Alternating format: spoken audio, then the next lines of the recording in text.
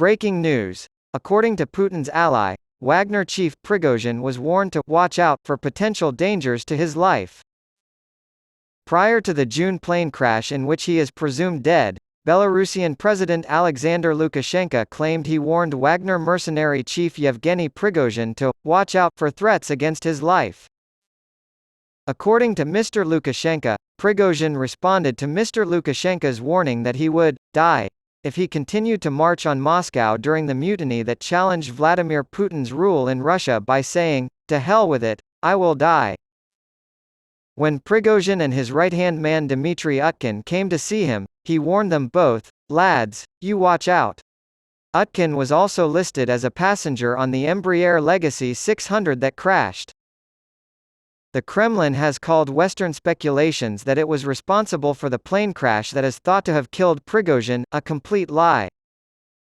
Ukrainian Ground Forces Commander Colonel General Alexander Syrsky said that Russian forces are reorganizing in the Moscow-controlled east of Ukraine in preparation for a new offensive. Yevgeny Prigozhin, leader of the Wagner mercenaries, is presumed dead after a warning from Belarusian President Alexander Lukashenko to watch out for threats to his life. Mr. Lukashenko claimed that Prigozhin had twice ignored his warnings that he was in danger. During the mutiny, Mr. Lukashenko claimed that he warned Prigozhin that he would die if he continued marching on Moscow. Prigozhin allegedly responded, "To hell with it, I will die." Mr. Lukashenko then claimed that he had warned both Prigozhin and his right-hand man, Dmitry Utkin, who was also listed as a passenger on the crashed Embraer Legacy 600, "Lads, you watch out." A commander fighting in the south of Ukraine claims that his troops have broken through the most difficult line of Russian defenses and can now advance more quickly. In June, Ukrainian forces launched a counteroffensive, but they have been slowed in their push southward towards the Sea of Azov by the well-prepared Russian defense lines that have been reinforced by minefields. About 6 miles south of the frontline town of Orikhiv, Ukrainian forces announced on Wednesday that they had raised the national flag in the settlement of Robotyne in the southern Zaporizhia region. "We don't stop here," the commander known only as Combat, said after leading some of his troops into Robotyne. "After the city of Berdyansk, there will be more. I told my troops right away, our objective is not Robotyne, it is the Sea of Azov."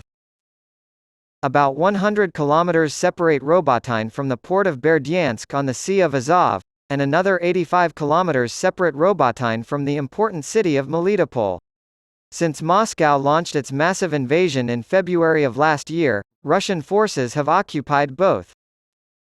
Ukraine claims to have advanced into Robotyne, but Moscow has not confirmed this. The British Ministry of Defence has warned that Russia's offensive efforts in eastern Ukraine's Kupiansk-Lyman axis could intensify in the coming 2 months. According to today's intelligence briefing, the ministry believes that advancing west to the Oskil River and establishing a buffer zone around Luhansk Oblast will be the primary objectives. Russia's doctrine suggests it will try to regain the initiative by pivoting back to an operational-level offensive as Ukraine continues to make slow but steady gains in the south.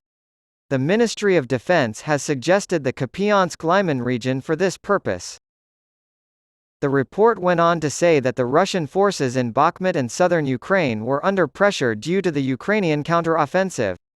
However, Russia's western group of forces has kept up its sporadic attacks in the Kupiansk-Lyman sector of the northeast and made some modest territorial gains despite this. Ukrainian Ground Forces Commander Colonel General Alexander Syrsky said Russia is reorganizing its forces in the Moscow-controlled eastern part of Ukraine in preparation for a new offensive. After a month of fierce fighting, and significant losses, in the Kupiansk and Lyman directions, the enemy is regrouping its forces and means, simultaneously throwing newly formed brigades and divisions from the territory of the Russian Federation, Colonel General Syrsky said in his Telegram channel.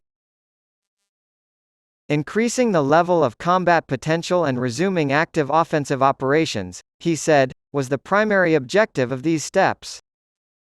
The top commander did not elaborate on the Russians' regrouping, but he did say that they kept up their barrages of artillery and mortar fire and aerial attacks. Under such circumstances, we must promptly take all measures to strengthen our defenses on the threatened lines and advance where possible, the general said. Russian forces captured the town of Kupiansk, which had a pre-war population of around 27,000, in the early stages of the invasion in February 2022. However, Ukrainian forces retook the city in a lightning offensive last September, which embarrassed Moscow.